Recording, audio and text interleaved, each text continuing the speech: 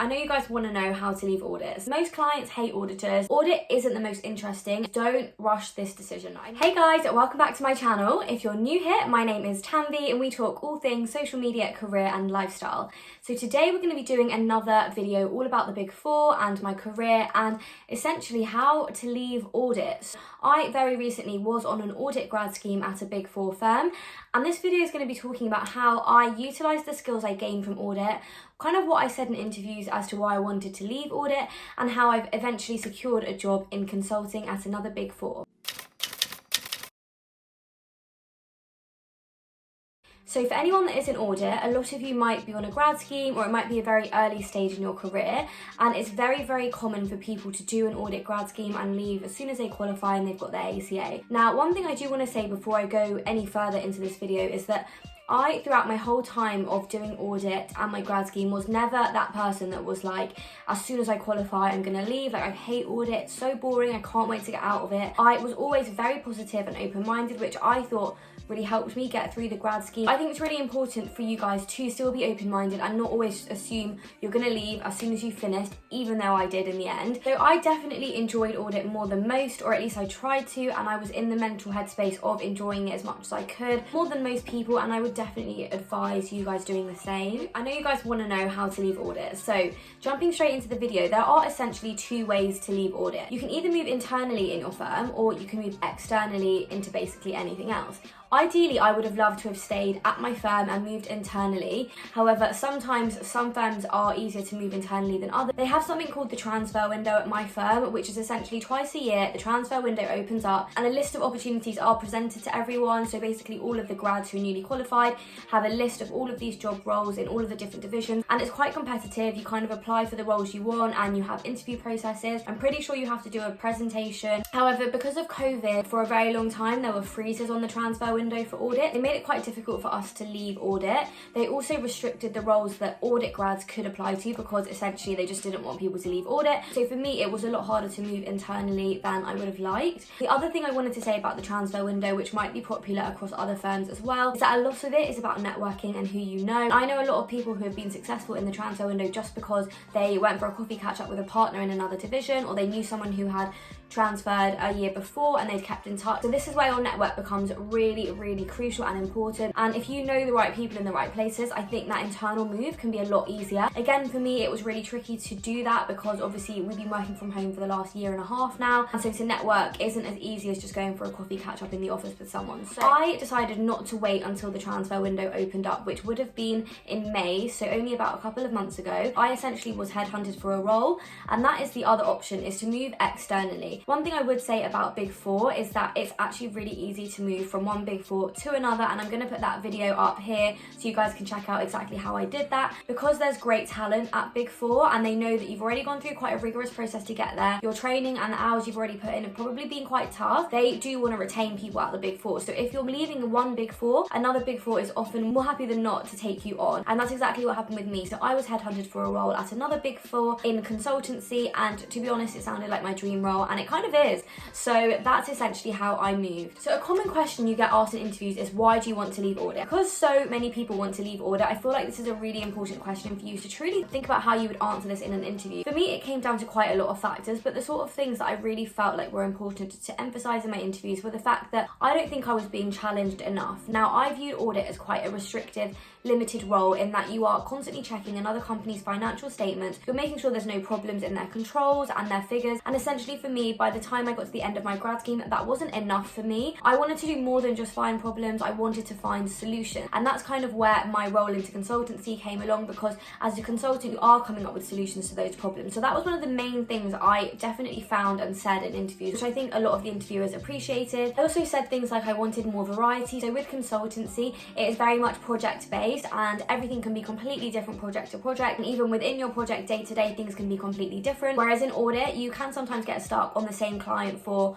a year, 2 years, 3 years, and once you almost know what you're doing, you're not challenged enough every day, and there just isn't that much variety. There's only so much you can do as an auditor, and to be honest, things that I didn't really say in the interview, which are true, and the reason why I really left audit is because I wanted more of a work-life balance. I didn't want to feel like I was being a slave during busy season, which was essentially a third of the whole year. I also just was bored, and to be honest, audit isn't the most interesting, and I definitely, as I said at the beginning of my video, tried to be as open-minded and positive as possible, and particularly because I was in banking within audit, it definitely was more complicated and interesting, but even then I did feel like there was only so much as an auditor that I could bring to the table and learn, and I felt like I'd really reached my maximum capacity as an auditor. So the biggest question I probably got asked in my interview was kind of what makes me the right fit for a role. I think a lot of people have a negative perception of auditors in that they're just new numbers, they don't have great personal skills because they're quite boring, but I just think that's so false, and particularly with me, I am literally the opposite. So I kind of discussed what transferable skills audit has given me. First of all, we have great client relationship skills,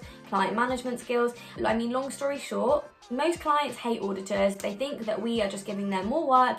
They think we're a chore. They think we're annoying. And so to actually manage those client relationships and make someone want to help us and wants to work with the auditors is actually a really important skill. You're speaking to clients every single day. You have very, very good personal skills in that you've got to get your clients to like you as an auditor. Otherwise, you're never going to get things from the client that you want, and you're never going to get the audit done. Secondly, I would say as an auditor, you're probably going to have really good teamwork skills. And this is because audits generally do have quite large teams, especially in banking. Our teams were huge. Our teams were 40 to 50 people. So this meant that I really had to manage working with different types of people to create the most efficiency in getting the audit done. And it can be quite challenging when you do have 40 different people, a lot of whom are from all different backgrounds and cultures and might have completely different working styles and preferences. So that is something I definitely emphasized in my interviews a lot. With audit, there's a lot of pressure and there's constant deadlines. So you do have to have an ability to work well under stress, under tight deadlines. And so that's something else that I would definitely emphasize as an auditor. You do have many different tasks you're juggling at the same time, subject to loads of different deadlines, and you've got to be so organized and be able to prioritize which things are more urgent than others. I would also say towards the end of my grad scheme, I really developed good management and leadership skills, and that is because I was looking after associates below me. So not only was I having to kind of do all my own work for the managers above me,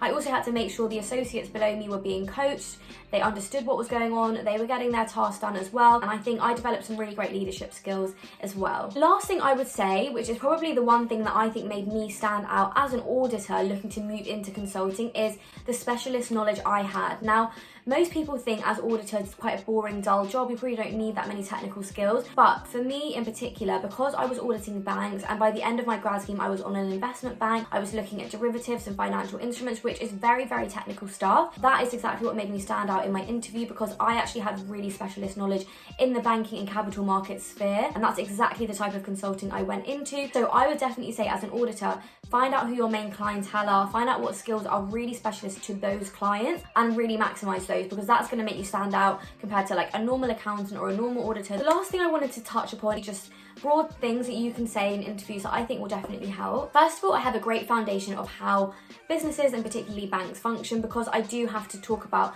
controls, the operations, the processes, the different people, and so I really have to understand from the ground up how the bank works. I have to understand in detail how the control processes work, how risks are identified and managed, and those are the types of things that just give you a very solid foundation into any future career. You also have the ACA. Now the ACA obviously does speak for itself, but I would definitely emphasize the fact that you have also done a bit of law, you've done a bit of tax, you've done a bit of accounting, done a bit of corporate reporting, so you do have a wide variety of general skills which you can then build upon, especially if you are a quick learner. So yeah, definitely make the most of the fact that you have actually achieved the ACA. You're also good at managing projects from end to end. So as an auditor, you'll have a life cycle of a project, and that will be the planning phase, the execution phase, the completion stage, and you will definitely have to understand how to manage the whole life cycle of an audit. And that's great for consultants because they are so project based that you will have to understand from the planning stage to actually the completion stage. I think that's definitely something that's transferable across both the industries. So just some advice to close on now, I would say is don't rush this decision. I know a lot of my friends and a lot of people I've spoken to in audit are so desperate to leave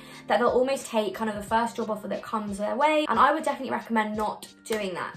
As an ACA qualified auditor, particularly if you are at a big four firm, there will be hundreds of job opportunities, especially on LinkedIn. Even to this day, I still get a message from recruiters all the time. And I just would say, don't rush that decision until it's something that you truly feel like this is what you want to do, what you want to be good at, and the longer term route for your career that you want to go down. Sometimes the grass isn't always greener on the other side, and so I don't want you guys to rush the decision and actually regret leaving. I would also say to maintain really good relationships with your audit team and your Big Four firm, which I definitely did, because they outright said to me, look, if you regret this decision and you feel like you've made the wrong move, the door is always open for you to come back. And that really did give me a great sense of reassurance and took a big weight off my shoulder, because that was the one thing I was scared about, was, will I regret this decision? Is it the right one? So definitely don't burn any bridges. You never know, you might want to go back there in 10 years time, even if it is in a different division. So yeah, that is kind of my video on how I was able to leave audit, the things that I said that I could use from audit and transfer into something like consulting. So I hope that video helps, and if anyone is thinking about moving, think about how you can really utilize the skills that you have gained as an auditor and apply that to your future job role. And trust me, there are so many. I do think people really underestimate auditors and the skills they possess. So I hope this video helps you to emphasize you are going to have loads of opportunities and you are going to have a lot to bring to the table. So make sure you emphasize that. Please don't forget to follow me on Instagram. Don't forget to like this video if you found it useful, drop a comment below, and please don't forget to subscribe, because I really would appreciate it. I'll catch you guys in the next video. Take care. Bye.